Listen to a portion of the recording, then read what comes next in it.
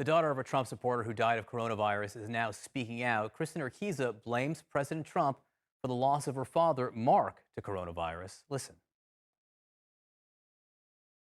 My dad was a healthy 65-year-old. His only pre existing condition was trusting Donald Trump, and for that, he paid with his life. And Kristen Urquiza joins us now. Kristen, thanks so much for being with us, and we are so sorry for your loss. The story that you tell is that your father in Arizona, after the stay-at-home orders were lifted and the bars were reopened, went out to sing karaoke with a group of his friends. He caught coronavirus and then got sick and died, as you said, alone with a nurse holding his hand. Why did you want America to hear this story? Thanks for having me on. The reason why I wanted America to hear this story was because I knew I wasn't alone. My dad represents literally tens of thousands of people whose lives have been prematurely cut short because of the way that we've handled the coronavirus here in the United States. And Kristen, tell us more about how your dad had his own realization at the very end, in the final days of his life, about how he had put his trust in President Trump and felt betrayed. I couldn't help myself but engage my dad on the conversation about politics while he was in the hospital. My dad and I always talked politics. We were always on opposite sides of the aisle. And I engaged with him. Dad, how do you feel now?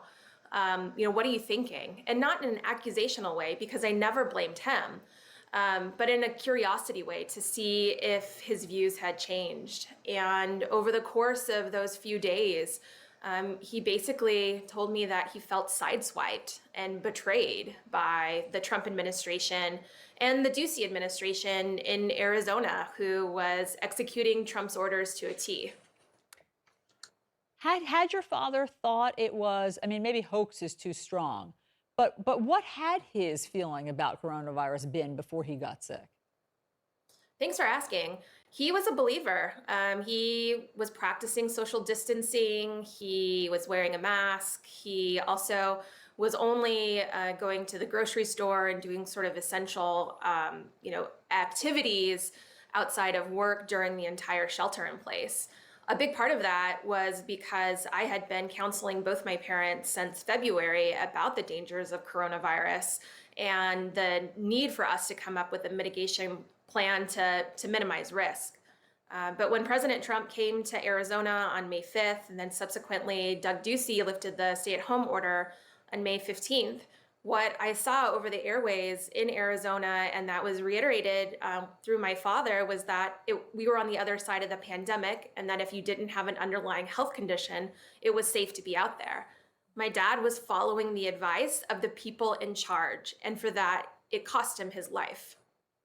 And again, we are so sorry for your loss. I don't want to lose that in all of this, that you are still suffering and going through this. What do you think your father would have thought of you speaking last night in front of tens of millions of people? My dad was always my biggest fan. He would have been so proud of me. And my aunts and uncles and my mom tell me every single day to keep going and to keep fighting for my dad. And so I know that wherever he is proud of what I'm doing, and that I'm continuing not only just to share his story, but to do it for a bigger cause, to help make sure that we are taking this crisis seriously, and prioritizing life. We're looking at pictures of you both together, and what a warm family it looks like you have, and even pictures of him as a young man that you've shared with us. So tell us about your dad. Sure. My dad was generous. One of the kindest people that I knew. He would give the shirt off his back. Even though he didn't have a lot to give, he would give anything he could away to somebody in need.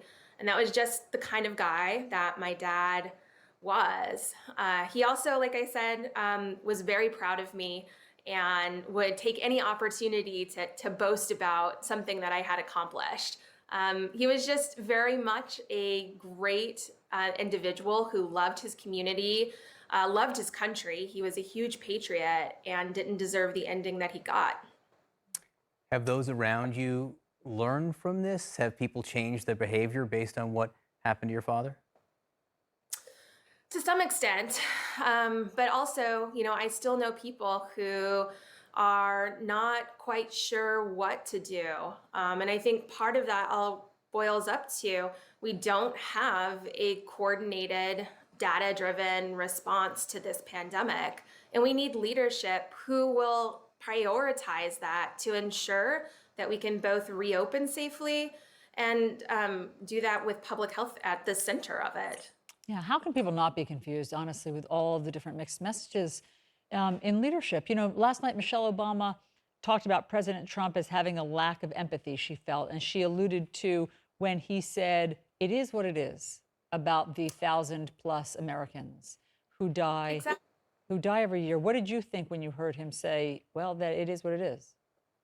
Oh, it was infuriating. Those people are they're humans. They have people that love them and their lives mattered. We're not expendable. And part of the reason why I've been sharing my story is to help for others to have the opportunity to come forward and share theirs, to help put faces and names to the people that we've lost, and to help hold politicians accountable for the mistakes that they've made, and also demand that our needs are met and that things like we can vote safely can happen. So yes, I was infuriated, and I continue to be infuriated to see how this president cares more about his image than protecting people like my dad and my community. Have you heard from Joe Biden? I'm curious. I did receive a letter from the Vice President, Joe Biden, saying he was very sorry for my loss. It was incredibly touching and very moving, which I appreciated very much. Kristen Urquiza, thank you very much for sharing your dad with us, for sharing the photos, for sharing your story. We really appreciate you just giving us some more meaning behind your powerful and emotional speech last night. Thanks so much for being with us. Thank you for having me. Here is Mark Urquiza again.